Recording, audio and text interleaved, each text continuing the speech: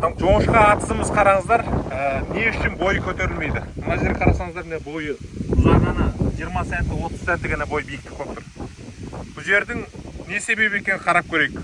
Бірінші қараңыздар, жер өте құрғақ па екенін тексеріп көрейік. Қараңыздар, жерде тымқылдық бар. Бірақ бұл жердің негізгі нәрсесі не деңіз, міне қатты өте тымқылдық бар, бірақ жер өте қатық болған. Сондықтан бұндай жерді қайту керек деген кезде, әрқандай жоңышқаңыз мейлі жер қатсын қатпасын, 3-ші жылға көктеміне келген кезде, көктем мезгілінде сөзсіз түрде бір рет топырағын босату керек.